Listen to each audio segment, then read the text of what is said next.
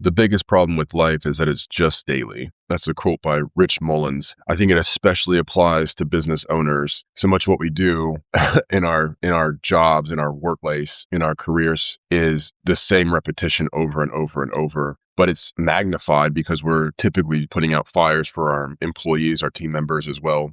So then it's our fires, their fires. It's the office side. It's the financial side. It's the in the field work as well. So I have this quote that I use with my clients to systematize the 80% and humanize the 20%, because there will always be exceptions to certain things. You will have to use human judgment in some cases, but typically 80%, probably even 85 or 90% can be systematized in a daily way. When I first read Rich Dad Poor Dad by Kiyosaki, or maybe it was in an interview he did, someone asked him, if you started all over again with no money and you had to build everything from the ground up, where would you start? And he said McDonald's. And he wasn't talking about like owning one or owning a chain. He was like, I would start working in McDonald's in the back. And they, of course, looked at him like he was crazy. And he said because it's the most systematized business ever invented, or at least it was when it first started. Everything has a process to it.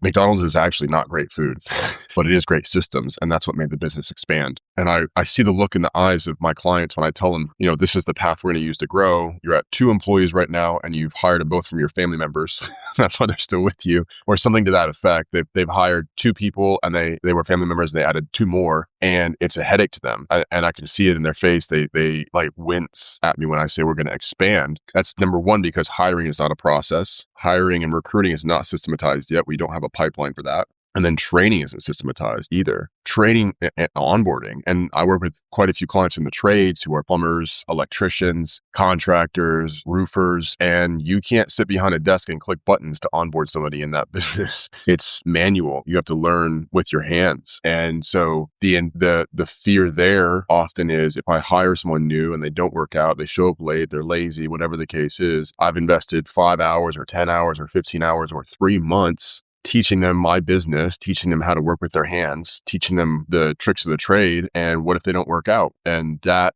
employee retention, guess what, is a system.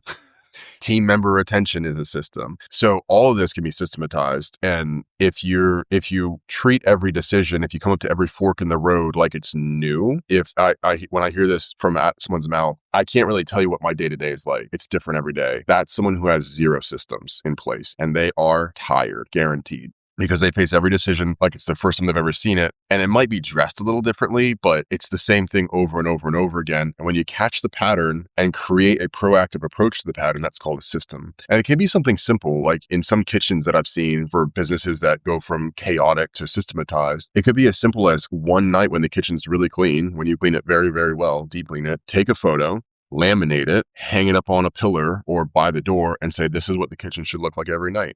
That's a system. One of the simplest systems ever is a checklist. Pilots of individual planes, jets, commercial airliners, all of them use a checklist when they prepare to fly. It's a pre-flight checklist. Checklist is one of the most simple systems ever. And the reason a pilot uses a checklist as a system is they want to be successful. They want to be successful 100% of the time. Failure as a pilot doesn't go well. So if a pilot feels assured, though, by sitting behind the controls of a plane, going over their checklist, saying, if we tick off all these boxes, we can have a great sense of assurance that we're going to land wherever we're headed to. The idea for a business owner that it's acceptable to be right or correct or land at your destination any less than 100% of the time is kind of wild to think about. Every day that you show up on the job site or in the office, that you're without systems in place, without checklists, without documentation, without standard operating procedures and KPIs, you're essentially saying, it's okay with me if I'm right 25% of the time, or 45% of the time, or 65% of the time, or heck, 80% of the time. 80% of the time in business means that 20% that you're not right costs you hundreds, thousands, tens of thousands of dollars as a learning curve, as a tax on not knowing the answer. So it makes your business worth so much more money, because if you sit down at a closing table to sell your business, which, by the way, everyone exits their business. I understand that you may love your business and maybe your baby. Everyone exits at some point in some fashion. Okay. When you exit your business, even if you sell it to your kids or you want them to inherit it, they want a business that gives them freedom. They do not want a 55, 60, 65 hour ball and chain.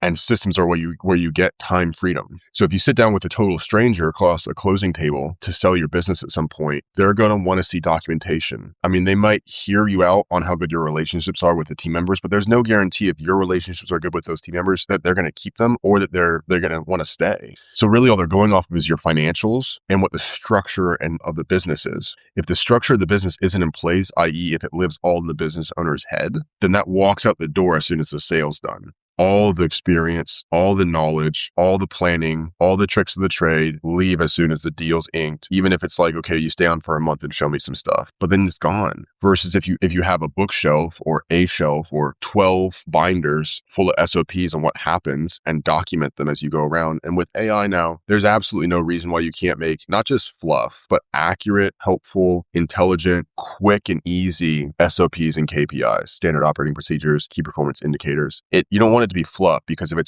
it's 100 pages of nonsense, you're not going to go look at it and your employees aren't going to go look at it either. I asked a guy last week, he's got a pretty big business, and I asked him, I was like, he said, I have like 50% of what you're talking about. I was like, great, that's more than most people have. Who in your mind would go pull one of those binders off the shelf first? And he sat and thought for a minute, and he was like, well, my newest employee would, because they're the one that needs all the information, right? He's like, my newest employee, they need to conform to the business culture. And I was like, no, you're right, they need it the most. But if the leader of the business, if the owner doesn't set the standard, doesn't set the culture of, hey, when we have a question, this is where we reach, this is where we go to, then no one else is going to either. If a new person comes in and watches 2 or 3 of the veterans go ask the boss a question every single time something goes wrong, guess what they're going to do inside of a week?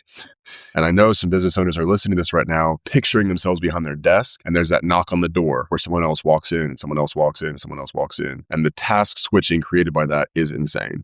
The difference in culture that I'm talking about is when you're the business owner sitting at that desk and someone comes in, instead of turning them away or saying not now or dropping everything you're doing to answer them, you can just say, hey, what you're looking for is definitely on that shelf out there. It's probably the second binder from the left, and I'm pretty sure what you're looking for is in page 3 or 4. And you're done. And they go off and do that. And then you only have to do that a handful of times before they're like, well, he's going to tell you, go look at the binder, so we should start there.